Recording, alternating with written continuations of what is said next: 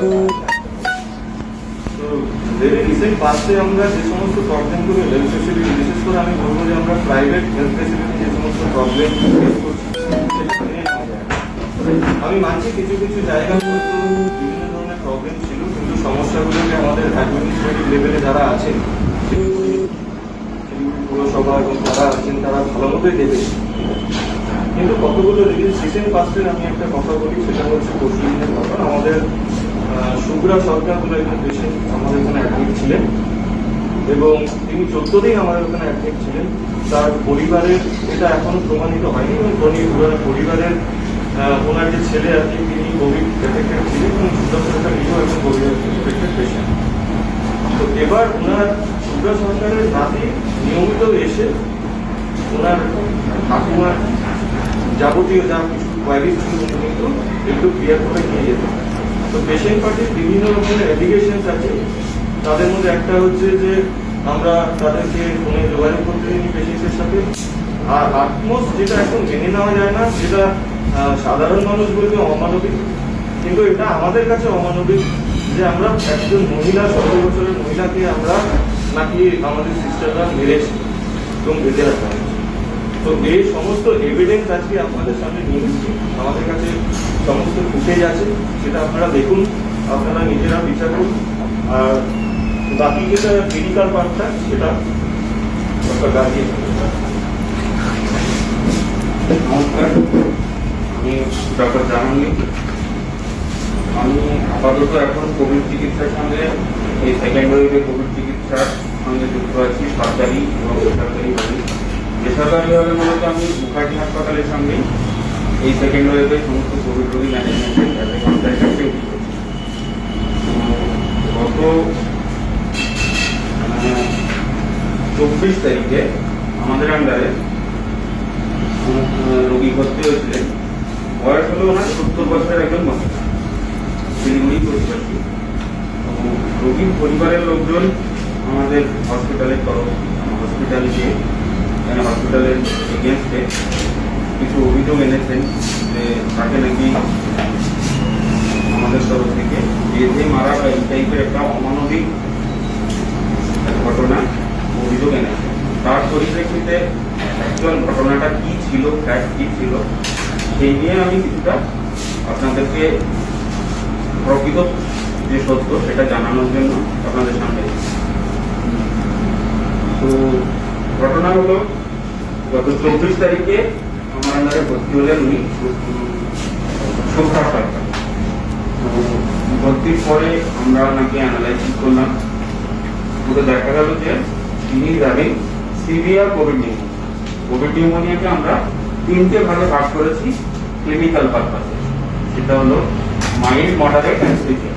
Mild মানে যেক্ষেত্রে যার লাং ইনফেকশনটা সিটি স্ক্যান ওয়াইজ স্কোরিং করে সিটি স্ক্যান করা হয়, আমরা বুকের একটা হাই রিজলিউশন সিটি স্ক্যান, সেটা করে আমরা বুকে কোভিড ইনফেকশনের মাত্রাটাকে বিচার করি এবং তার বেসিসে কি এক্সাক্ট চিকিৎসা দিলে তার উপশম হয় সেই ব্যাপারটাকে আমরা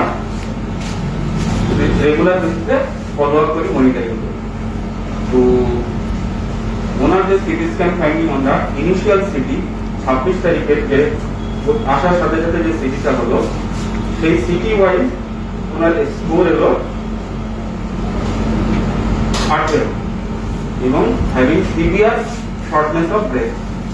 সিভিয়ার শর্টনেস অফ ব্রেথ এবং স্যাচুরেশন রক্তে অক্সিজেনের মাত্রা যেটা আমরা পাচ্ছিলাম ওই মুহূর্তে অ্যারাউন্ড 90 এর আশেপাশে। তো এটা একটা আমাদের কাছে সিভিয়ার কোভিড নিউমোনিয়া হিসেবে ম্যানেজমেন্টের কেস হিসেবে আমরা ট্রিটমেন্ট শুরু করলাম এবং যথারীতি আমরা বাড়ির লোকজন যারা পেশেন্ট রিলেটিভস আমাদেরকে মিট করলে তাদেরকে আমরা জানিয়ে দিলাম যে রোগীর অবস্থা সত্যি খারাপ আছে। তার কারণ প্রথম রিস্ক হচ্ছে ওনার বয়স। বয়স্ক রোগীরা যদি কোভিড আক্রান্ত হন এবং সেটা যদি সিটি স্ক্যানে প্রমাণিত হয় যে এই সিটি স্ক্যানটা সিভিয়ার কোভিড নিউমোনিয়া সম্পর্কে আমরা বাড়ির লোককে জানিয়ে দিলাম। তো ইতিমধ্যে আমরা যে চিকিৎসাগুলো ওনাকে দিলাম সেটা হলো 3টে basic pillar of management of Covid patient. সেটা হচ্ছে, প্রথম হচ্ছে ইনজেকশন রেমডেসিভির। রেমডেসিভির এমন একটা ইনজেকশন যেটা সেকেন্ড ওয়েভের সময় আমাদের কাছে যথাসাধ্য অ্যাভেলেবেল ছিল না, এবং সেটাকে অ্যাভেলেবেল করানোর জন্য আমাদের বেসরকারি নার্সিংহোম কর্তৃপক্ষ, তাদের যে উদ্যোগ, তাদের যে প্রচেষ্টা, সেটাকে আমি সত্যি সাধুবাদ জানাই। তার কারণ তারা প্রচন্ড রকম এই নিয়ে স্ট্রাগল করেছেন শুধুমাত্র রোগীদের সহায়তার জন্য। উপরন্ত তো ওই টাইমে কোভিড রেমডেসিভির ইঞ্জেকশন পাওয়া নিয়েই এত ব্ল্যাক মার্কেটিং, এত অসাধু ব্যবসায়ীরা এটা নিয়ে উঠে পড়েছিলেন, যে আমরা শেষ পর্যন্ত সিপ্লা কোম্পানির কাছ থেকে এই ওষুধটা জোগাড় করতে পেরেছিলাম। তো ওনাকে শুরু করা হলো, এবং সাথে ওনাকে স্টিরয়েড ইঞ্জেকশন, প্রেডনিসোলন ইঞ্জেকশন ওনাকে দেওয়া হলো, আর অক্সিজেনের সাপোর্টে রাখা হলো। ধীরে ধীরে রোগীর অবস্থার অবনতির সাথে সাথে আমরা ওনাকে সিসিউতে শিফট করে বাইপ্যাক এক ভেন্টিলেটরি সাপোর্ট হয়, মিনি ভেন্টিলেটর বলা যায় ওটাকে। জিনিসটা হচ্ছে ছোট একটা মেশিন, যেটা দিয়ে আমরা বাইরে থেকে অক্সিজেনেটেড বাতাস, কনসেন্ট্রেটেড অক্সিজেনেটেড বাতাস রোগীর লাঙে পৌঁছে দিই। তো সেই পদ্ধতিতে কিছুটা উনি রেসপন্স দেখালেন, এবং ওনার চিকিৎসা 5 দিনের একটা কোর্স হয় ইঞ্জেকশন রেমডেসিভির। তো সেটা উনি পেলেন, স্টেরয়েড পেতে থাকলেন, হেপারিন ইঞ্জেকশন পেতে থাকলেন। তা সত্ত্বেও ওনার লাঙের অবস্থার কোনো সিগনিফিকেন্ট উন্নতি হলো না। সেটা আমরা সেকেন্ড একটা সিটি স্ক্যান দিয়ে, হাই রেজলিউশন সিটি স্ক্যান দিয়ে, সিটি স্ক্যানগুলো সব আমার কাছে আছে, আপনারা যদি দেখতে চান বা ফটোগ্রাফ নিতে চান নিতে পারেন। সিভিয়ার কোভিড নিউমোনিয়া, এবং সেটা আরো অবনতির দিকে গেল। তো এইরকম আমরা যত পেশেন্ট পাচ্ছি কোভিড নিউমোনিয়া, কিছু রোগী তারা দেখাচ্ছে প্রোগ্রেস, কিছু রোগী দেখাচ্ছে না। এটা একটা ফ্যাক্ট যে সমস্ত চিকিৎসা এবং সমস্ত যা রকম মডালিটিস আমাদের কোভিড ম্যানেজমেন্টে আছে, সমস্ত প্রয়োগ করা সত্ত্বেও কিছু রোগী রেসপন্স করছে না। তার ইমিউন মেডিয়েটেড যে রেসপন্স লাঙে হচ্ছে, সেটা কখনো কখনো এত আনকন্ট্রোল পর্যায়ে যাচ্ছে যে তার এই নিউমোনিয়ার উন্নতি হচ্ছে না। তো বাড়ির লোককে সে ব্যাপারেও জানানো হলো, প্রত্যেক দিন রীতিমতো জানানো হলো যে অবস্থার অবনতি ধীরে ধীরে আবার বাড়ছে, এবং এটাও জানানো হলো যে একেবারে হোপলেস হওয়ার মতো নয়, যে আমাদের এমনও এক্সাম্পল আছে এরকম খারাপ নিউমোনিয়াকেও বিট করে অনেক ভদ্রলোক, ভদ্রমহিলা বয়স্ক হলেও তারা বেরিয়ে এসছে। এই এভিডেন্সও আছে। এই বেসিসে আপনাকে বলছি যে ধৈর্য ধরুন, বাড়ির লোকও সেরকম বোঝাচ্ছিল। তো তারপরে হঠাৎ করে আমার অক্সিজেনের রিকোয়ারমেন্ট একদিন হঠাৎ করে আরো বৃদ্ধি। বাড়ির লোককে আর বলা হলো যে প্রত্যেক দিনের কন্ডিশন আমরা আপনাকে জানাচ্ছি, তবে 100% প্রেডিক্টেবল এরকম কোনোদিনই বলা যায় না যে রোগী একদম ঠিক হয়ে যাবেন বা কত দিনের মধ্যে ঠিক হয়ে যাবে। তো তারা বুঝলেন সময় মতো, কিন্তু হঠাৎ করে দুদিন বাদে রোগীর আর অবস্থা আরো অবনতি দিয়ে আমি সেই ব্যাপারটা আবার জানালাম রোগীর বাড়ির লোককে যে অবস্থা কিন্তু ভালো নয়, আরো অবনতির দিকে যাচ্ছে। তো সেটা জানার পরে রোগীর ছেলে এবং রোগীর পরিবারের লোকজন আমার কাছে এসে তারা রীতিমতো উত্তেজিত হয়ে কথা বলতে শুরু করলেন যে এখন চিকিৎসা যাওয়ার পরে হ্যাঁ মেনে নিচ্ছে ওনাদের মা, ওনাদের পরিবারের লোক, কিন্তু তারপরে রোগীকে ওনারা শেষ করলেন। তো এবং রোগীর বাড়ির লোকজন এই অভিযোগ আনলেন নাকি রোগীকে দেখে মারা হয়েছে, এরকম টাইপের একটা মারাত্মক অভিযোগ, যেটা আমরা নিজেরাই শুনে অবাক হয়ে গেলাম যে how can it be possible কি এরকম একটা রোগী। আর একটা জিনিস মাঝে যেটা হয়েছে সেটা যে অনেক সময় হয় কি রোগী যদি ব্রেনে অক্সিজেন সাপ্লাই কম হয়ে যায়, সেক্ষেত্রে ক্লাউডিং অফ মাইন্ড হয়। হ্যাঁ, এই ঘটনাটা কোভিড নিউমোনিয়াতে স্টাবলিশড, এবং এটা রেগুলার বেসিসে আমরা পাচ্ছি যে রোগীর মেন্টাল ক্লাউডিং। হ্যাঁ, হয়তো বাড়ির লোকের কমপ্লেন হয়, ওরা ওনার মা ওনাদেরকে কমিউনিকেট করে বলেছেন যে হয়তো উনি বলেছেন, মানে রোগী বলেছেন বাড়ির লোককে যে আমাকে নাকি মারা হয়েছে, এরকম টাইপের কোনো অভিযোগের বেসিসে ওনারা নিয়েছেন। কিন্তু আমরা সিসিটিভি ফুটেজ এবং সবকিছু চেক করে নিয়েছি যে সেটাতে ওরকম আমাদের যে কর্তব্যরত নার্স বা স্টাফ তাদের তরফ থেকে এরকম কোনো কিছুই করা হয়নি। এবং এই ব্যাপারে একটা ডাউট আছে, সেটা আমি একটা বলে রাখি, এই ব্যাপারে একটা ডাউট আছে যে এটা আদৌ রোগী বলেছে কিনা। কারণ ওখানকার যারা সিস্টার ছিল তাদেরকে আমরা দেখে যেমন একটা অ্যালিগেশন এসছে, যখন আমাদেরকে সব ব্যাপারে দেখতে হবে। রোগী কিন্তু এই ধরনের কোন রকম কথা বলেনি, অ্যাটলিস্ট ওদের সামনে বলেনি। কারণ পেশেন্ট পার্টির অভিযোগ ছিল যে পেশেন্টের সাথে কথা বলতে দেওয়া হচ্ছে না। পেশেন্ট পার্টিকে আমাদের সিস্টার স্টেশনের নাম্বার দেওয়া হয়েছিল, ঠিক আছে, এবং পেশেন্ট পার্টি মাঝে মাঝেই বাড়ি থেকে পেশেন্টের সাথে কথা বলছে। ওনাদের বক্তব্য ফোনে নাকি বলেছেন এরকম, কিন্তু পেশেন্টের এরকম কোনো সিচুয়েশন, এরকম কোনো কথা আমাদের সিস্টারের সামনে কিন্তু হয়নি, কারণ সিস্টাররাই ফোনটা দেয়। আমাদের সাথে সিস্টাররাও আছেন যারা ওই এইরকম অভিযোগ যাদের বিরুদ্ধে আনা হয়েছে সেই রকম সিস্টারদের পক্ষ থেকেও আছেন। আর যেটা হচ্ছে যে আর একটা জিনিস, ওনার হাতে কিছু দাগ তৈরি হয়েছে, সেই দাগগুলো এটাকে সেনাইল পারফিউরা বলা হয়। বয়স্ক রোগীর স্কিনটা এতটাই লুজ অ্যান্ড ল্যাক্স হয় যে কোনো চ্যানেল বা কোনো ক্যানুলা, ইন্ট্রাভেনাস ক্যানুলা ঢোকানোর পরে সেখানে ব্লিডিং বা সামান্য রকমের দাগ তৈরি। হ্যাঁ, তো সেই ঘটনাকে আমরা সেনাইল পারফিউরা বলি, যেটা দাগ হিসেবে দেখা যাচ্ছে, কিন্তু সেটা কোনো বেসিক মারপিট বা টাইপের কোনো ধস্তাধস্তি মারপিট এই টাইপের কিছু সাইড নয়। জিনিসটা পুরোটাই একেবারে অভিযোগ। এবং এরপরে যে আমাদের তরফ থেকে আমাকেও পার্সোনালি থ্রেটেন করা হয়েছে। তো এইরকম ভাবে আমরা কোভিড চিকিৎসার সঙ্গে দিন রাত আমাদের নার্স হওয়া বলে সিস্টাররা, হেলথ ওয়ার্কাররা, ম্যানেজমেন্ট, বেসরকারি চিকিৎসা সংগঠনগুলো এরকম ভাবে আপনাদের পাশে প্রতিনিয়ত দাঁড়িয়ে আছে আপনাদের সেবার জন্য। এই মুহূর্তে দাঁড়িয়ে আমরা শিলিগুড়িবাসীর কাছে একটাই কোশ্চেন এবং চিকিৎসকদের তরফ থেকে এবং চিকিৎসা সংগঠনগুলোর তরফ থেকে একটা কোশ্চেন আপনাদের রাখতে চাই যে কোভিড ইনফেকশনে এমন একটা ভয়ানক ইনফেকশন যেটাতে জীবনহানির আশঙ্কা থাকছে এবং ইট ইজ এ ফ্যাক্ট। তার সত্ত্বেও আমাদের শুধু পেশেন্টের নয়, আমরা নিজেরাও রিস্কে কাজ করছি। যে কোনো মুহূর্তে আমরা নিজেরা এফেক্টেড হতে পারি। আমরা যে কোনো মুহূর্তে কোভিড আক্রান্ত হয়ে কোভিড রোগ হিসেবে হয়তো ওই হসপিটালে ভর্তি আমাদের ম্যানেজমেন্ট নিতে হবে, এরকম হয়েওছে। তো অনেক স্টাফ আক্রান্ত হয়েছে। তো এইরকম ভাবে আক্রান্ত নিজেদের জীবন হাতে নিয়ে আমরা কাজ করার পরে পেশেন্টের বাড়ির লোক যদি এইরকম একটা হিনাস অভিযোগ আমাদের বিরুদ্ধে আনে, তো সেক্ষেত্রে কি আমাদের নিজে ডিফেন্ড করার কোনো রাইট নেই? আমরা অবশ্যই ডিফেন্ড করবো যে এটা ঠিক হচ্ছে না। আর যেটা বলার যে থ্রেটেন করা, পার্সোনালি হ্যাকেল করা, এই টাইপের ব্যাপারগুলো সত্যি খুব খারাপ। কেননা আমাদের মনোবল কোথাও না কোথাও ভেঙে যায় যে আমরা সারাদিন সারা রাত এক করে রোগীর পরিষেবা, রোগীর প্রত্যেকটা মুহূর্ত মনিটরিং করা, প্রত্যেকটা মুহূর্ত ওষুধগুলো ঠিকঠাক করছে কিনা সেগুলো চেক করা এবং সেগুলো পরিষেবা দেওয়া সত্যি খুব টাফ। তা করার পরেও যদি আমরা তো এক্সপেক্ট করি না আমাদের উপর ফুল বর্ষা হলো, ওরকম টাইপের থালা বাজাও, ঘটি বাজাও, এরকম এক্সপেক্ট করি না। আমরা যার কোনো মেডেলও দাবি রাখি না, আমরা শুধু মানবিক ব্যবহারটুকু দাবি রাখি আপনাদের কাছে যে আলটিমেটলি অনেক রোগী ভালো হয়েছে, অনেক রোগী 300 ওই হসপিটালের ওই ঘরটাকে রোগীর বাড়ি যেটা গোয়ালঘর বলে বাড়ির লোকরা 330 জন রোগী ওই ঘর থেকে ঠিক হয়ে বাড়ি চলে গেছে।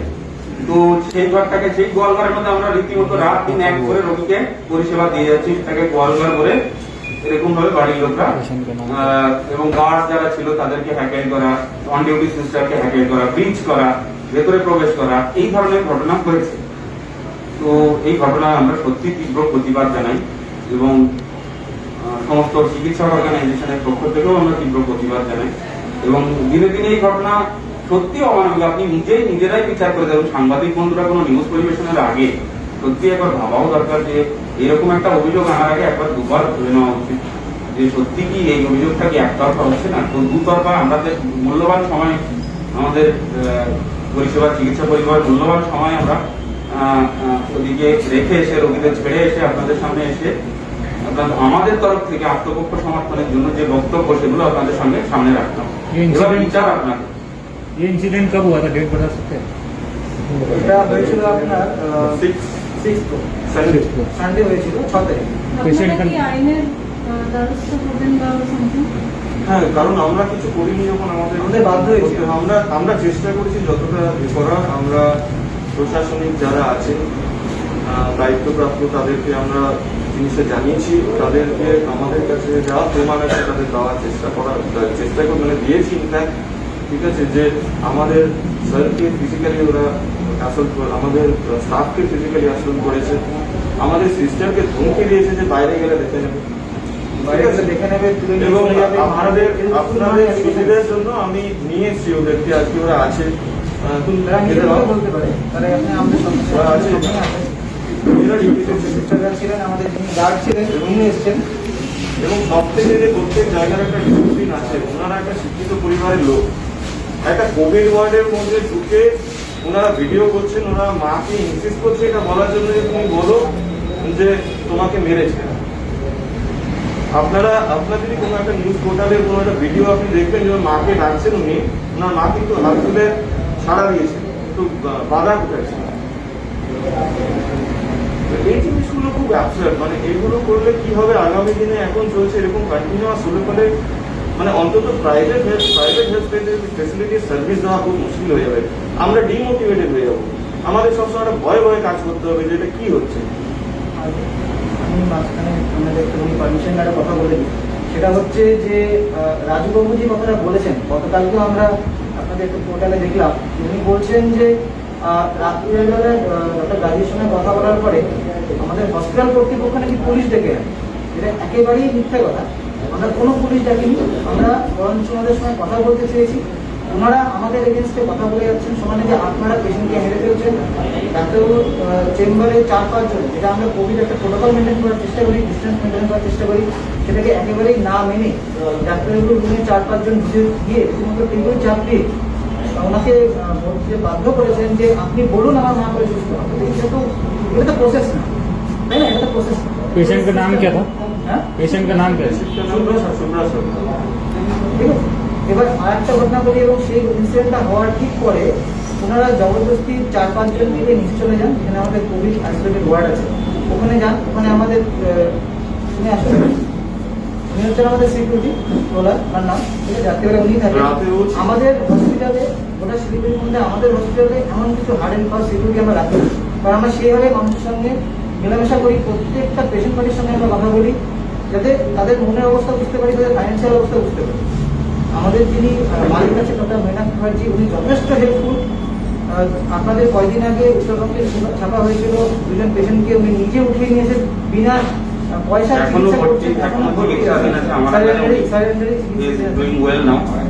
তো আমি জাস্ট এই জিনিসটাই আপনাদের কাছ থেকে সবাই মাঝখানে বলতে চাইবো যে আজকে যদি আমরা এরকম ইনহিউম্যান কিংবা একটা ভিলেন টাইপের সেই আমাদের মুখোশ সবাই তৈরি করার চেষ্টা করছে, তাহলে আমরা এই কাজগুলো কেন করবো? আমরা নিশ্চয়ই আমাদের মানে ঢাক দেওয়ার জন্য এই কথাগুলো বলবো। আজকে যে সিস্টাররা আছেন রাত্রিবেলা এখানে ডিউটি করেছেন, আমাদের গার্ড ভাই নিয়ে আছেন, ওনাকে রীতিমতো হুমকি দিয়ে ধাক্কা দিয়ে বলেছে আমরা ভিতরে যাবো, আপনার তোর যা করার করে। এই ল্যাঙ্গুয়েজে ইউজ করা হয়েছে, সেটা আমাদের কাছে অডিও এভিডেন্স নেই বলে আমরা প্রমাণ করতে পারছি না আপনাদের সামনে, কিন্তু ওনাকে এই স্ল্যাং ল্যাঙ্গুয়েজ ইউজ করা হয়েছে। ওনার কলার ধরে ওনাকে ধাক্কা দেওয়া হয়েছে। সিস্টারদেরকে বলা হয়েছে तुम लोग बाहर निकलो, तुम लोग को देख लेंगे, तुम लोग को मारेंगे, तुम लोग को उठा के लेके जाएंगे।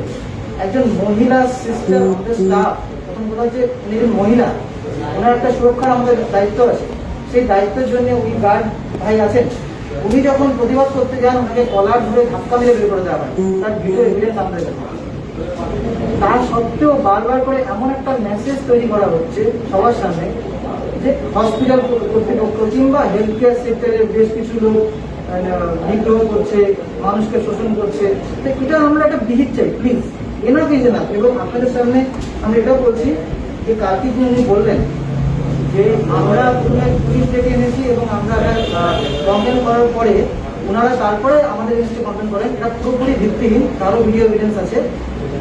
দিনের বেলায় 7 তারিখ সকালবেলায়, দুপুরবেলায় আমাদের পুলিশ ওনারাই থাকেন, ওনারাই আমাদের এগেন্সটে কমপ্লেন করেন।